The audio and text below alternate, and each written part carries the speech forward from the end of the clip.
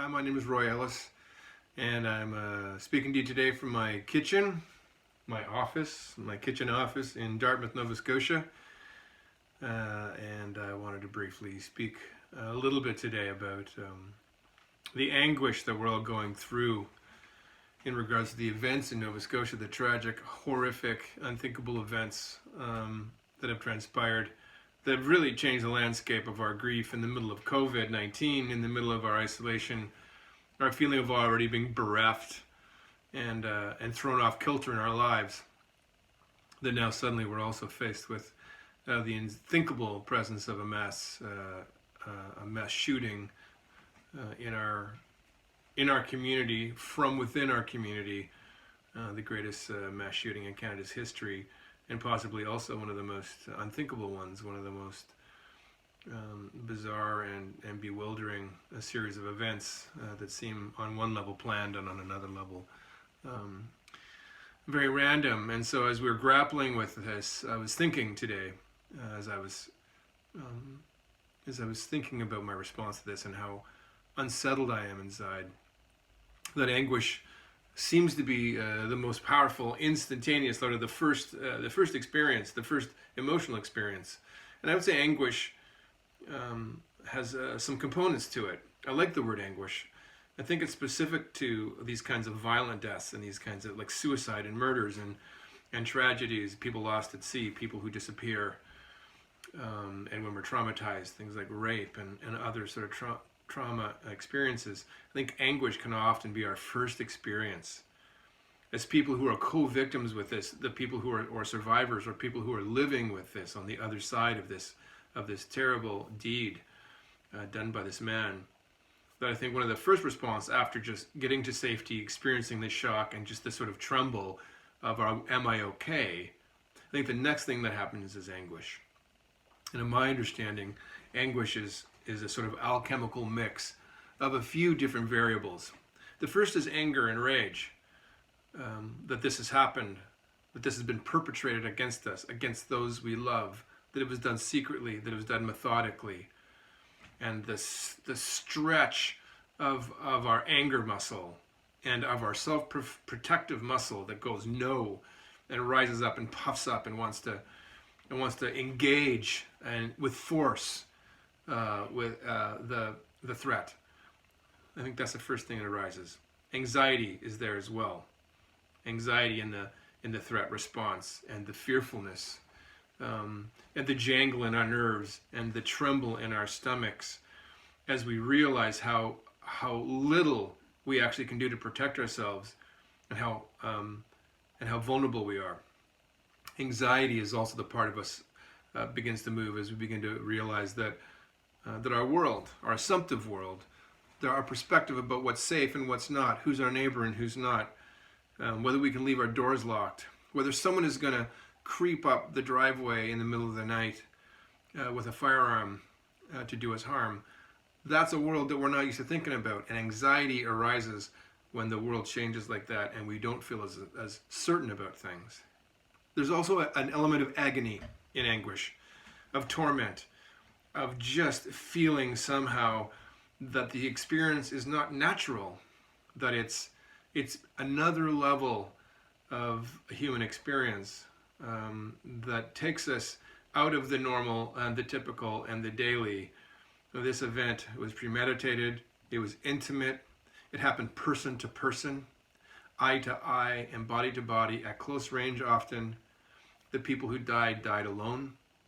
Very often they died with no help in sight and they were left to their own devices. That creates agony within us, which is different than knowing that someone was comforted and cared for. So that's another element. There's also just the fear element that happens with anguish, of just being scared, less anxious than just are we safe, who's safe, can we be safe? And finally, and the overarching experience, or I should say the part that girds in all those, is powerlessness. Anguish comes with a constraint.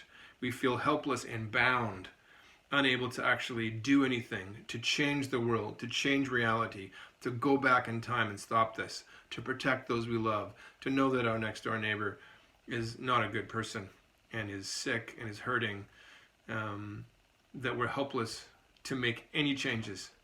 We can change internally, of course. We can experience compassion once we've balanced off, once we've regulated our emotions and sort of come down off the heavy, heady trip of our initial fear. But right now, it's just anguish that we feel. So we want to make room for anguish. And anguish is a very painful experience. Anguish grips us, it holds us. We're both angry and constrained at the same time. We're seeking to reach out in revenge and to find out who's culpable at the same time that we're pulled into a very interior experience of self that can be quite excruciating. So this is a good time for us while we're in anguish to commiserate, to call those who we can, to seek out others, to comfort us in our sobbing, in our fear, in our anger, in our angst, and in our anxiety, in our agony. We need each other more than ever right now. And anguish can drive us to each other and drive us into each other's arms to commiserate and to seek protection and comfort and just to share about what this means and feels, what it feels like. This experiencing that we're going through is unnatural, it's not normal, and it comes in the middle of the COVID crisis. So we have this horrible mass shooting, and then we have COVID, and then below that we have every other death and tragedy that's happening on a daily basis. So there's so many levels to the kind of pressures and the kind of hierarchy of losses and the hierarchy of trauma that we're experiencing, that our entire province, and if not the whole country right now, is reeling with this. And we'll spend a lot of time figuring out what it all means to us. However, we do have each other. Our hearts are big enough to hold what we need to hold. Our arms and our embrace is wide enough to take in and to gather in the care and the comfort that we need. And our communities are strong enough, but also flexible enough to be able to manage these kinds of crises. I mean, we have what we need to do this, but first we start with grieving, and the first kind of grief that we do is anguish. And anguish is best comforted, because it's so excruciating, by gathering who you can, by phone, face-to-face if it's the person who's living with you, FaceTime. I think we can walk with people 6 feet apart.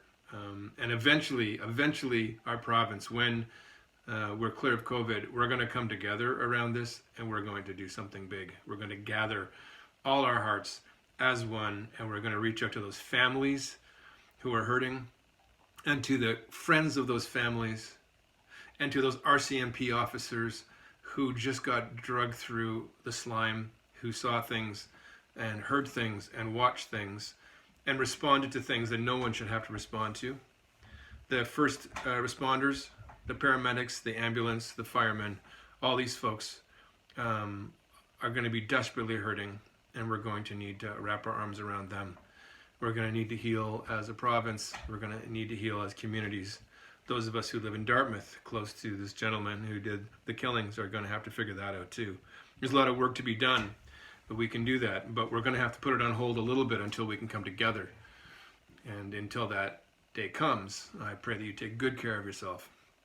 You watch over your heart, your anguished heart, and that you continue to reach out for others insofar as you can, understanding that we do have the capacity to hold, to carry, and especially in this bewildering amount of sorrow, this bewildering amount of overwhelm, of information and media presentations, that we also allow ourselves just room to back off and hold and to heal and to carry a bit.